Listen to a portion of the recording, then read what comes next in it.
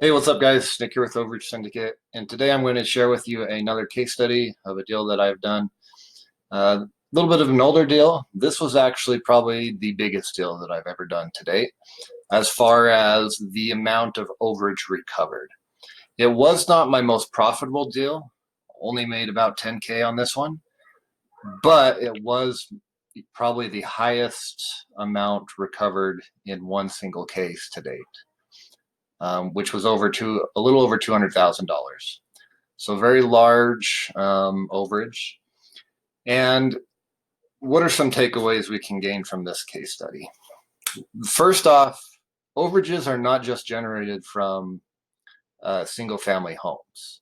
They can be generated from every type of property, whether it's commercial, multifamily property.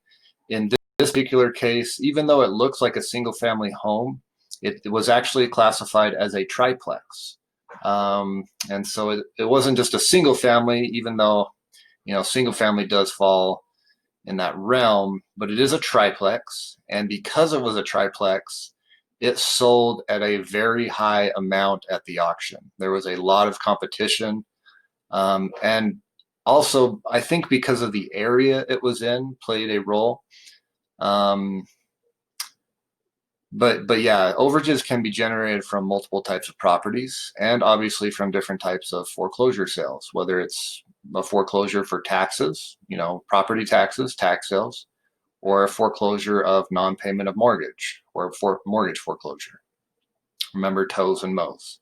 TOs, tax sale overages, MOs, mortgage overages. Um, Another thing that I would say that we can learn from this case study is you have to find ways to differentiate yourself in the business. Because here is the story behind this. I was competing against some other companies who were trying to get this deal. Um, but ultimately, they decided to go with me, not because I was the cheapest and not because I convinced them to do it, but because I was able to find other ways to provide value. What does that mean? This was a really tough situation. The homeowner was dealing with an addiction problem and was basically homeless after the auction occurred. And so there were some things that I did to help them, get back on their feet. I was also dealing with a family member who was out of state who wanted to make sure that their son was taken care of. And so there were several things that you know whether it was paying for a month of a storage unit, which not a lot of money, $50, um, giving a few bucks to go buy a meal, helping the relative out of state, get certain things in order so that they could help. Those were, providing resources. I provided resources, of where homeless shelters were, where to go to get food, where to go to get clothing, things like that. And these are all small things, guys. These are all things that, you know, you can look up online.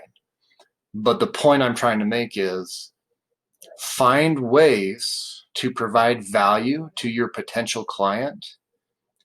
And if you do that, you can stand out above the rest. You can stand out from the competition. And so this kind of goes more into the concept of branding, right? How do you do business with people? And if you can find ways, be creative, and find ways to provide value or find other ways to serve your potential client, in addition to just helping them recover the funds, you will do more business and you will beat out your competition. At least that's what I learned from this particular deal. Um, I found ways to provide value, and they were little things. Paying for a storage unit, not a big deal. Helping move some things, not a big deal.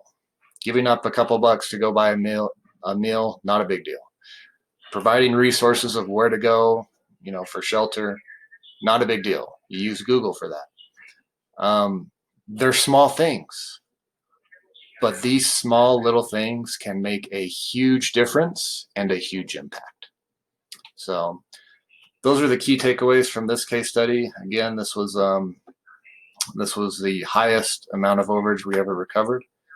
It was a tough deal because of the situation, but we got it done and we were able to get the money for the client. So that's all I've got for you today. Short and sweet. And also, if you need help getting started in the business, check out my course, school.overagecourse.com, or just look for it in the link below in the description.